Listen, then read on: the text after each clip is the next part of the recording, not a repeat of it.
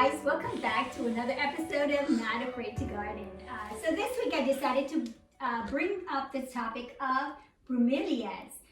So you guys may have seen, I've done a video actually outside with these bromeliads, and I showed you how to take care of them and everything while they were outside under the shade. So I will link that video so that way you guys can go and take a look how I grow them outside. But excuse me, with the winter that we have here, zone 7, I did dig them out last year, and I put them in flower pots. As you guys can see, my collection of bromeliads have grown quite a bit. So some of these I have planted outside. I put them in flower pots, and then I placed them. They are now in my indoor greenhouse, which is what I created in my basement.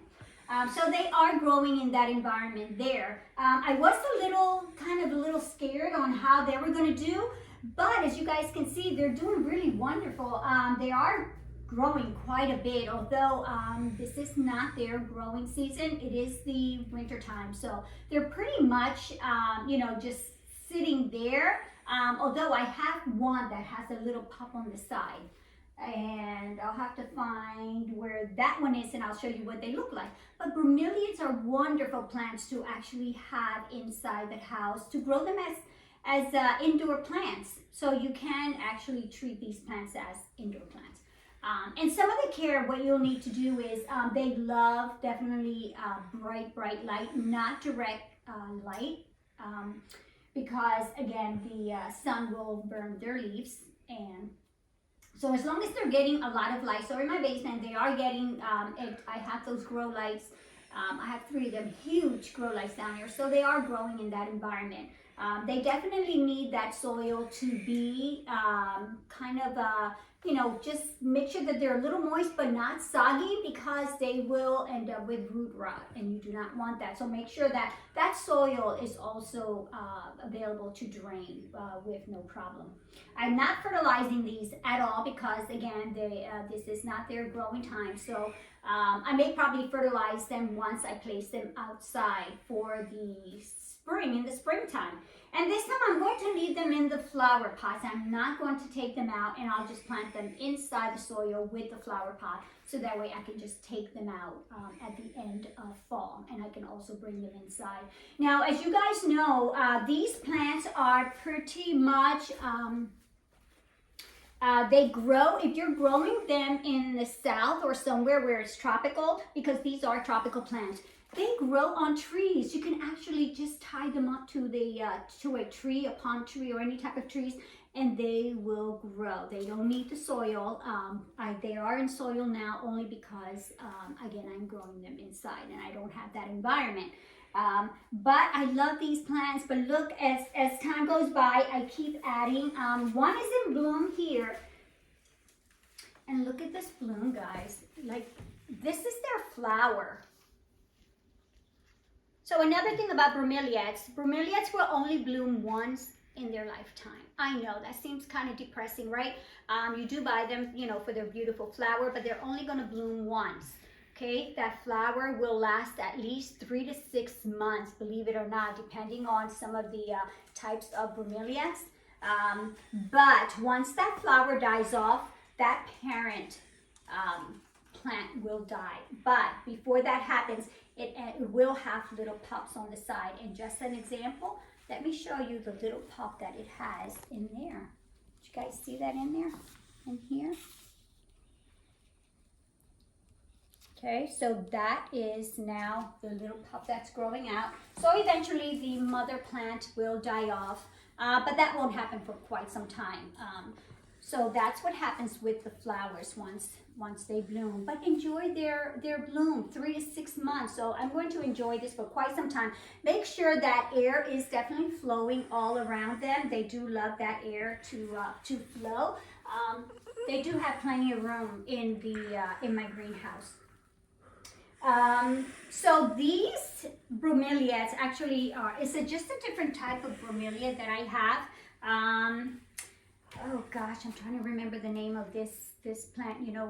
Guys, I'm going to cheat a little bit, and I'm going to go right back here, only because I knew I wasn't going to remember the name, and it's called Acmea AECHMEA pink. And then, so these plants are also known as torch plants. But look how beautiful this is. It's bloomed already, and these little blooms here were just little flowers that kind of opened up on there.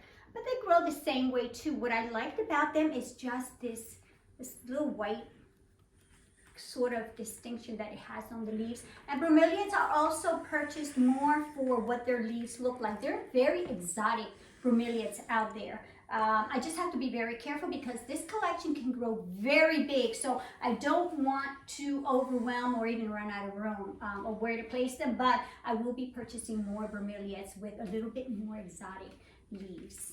So I'll keep you guys posted on that. So out of this one, so I have 3 of these. So this is the mother plant, and these were the pups, and I separated them.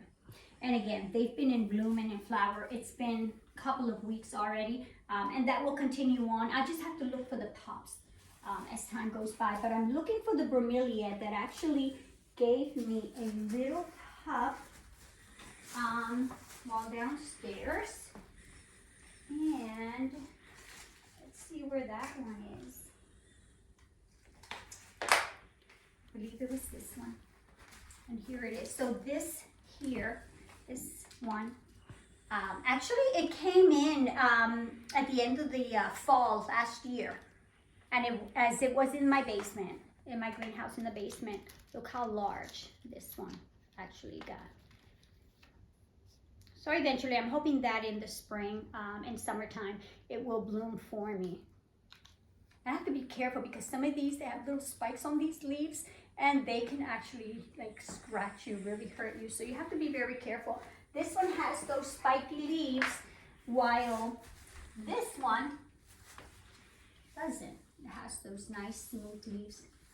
But look how beautiful those leaves look. They're nice and healthy, again, because I'm keeping them just a little moist, but not soggy, as I mentioned earlier. So this is my bromeliad collection. Again, I'm going to try to maybe grow it just a little bit, not overwhelming, and I will bring you an update on that once that happens. So so I hope you guys, again, you can grow bromeliads inside. Just make sure that you're giving them that environment, and that's what I'm doing here. So I can't wait for spring so I can place them outside, and they're just going to keep growing because look at the height that they have grown. If you grow them in the house, they could grow actually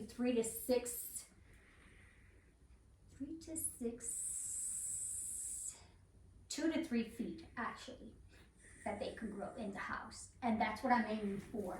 I haven't actually measured what their height now, but some of them, as you can see, are pretty high, and I can only imagine that they're just going to keep growing while they're downstairs. So I will also keep you up to date on that.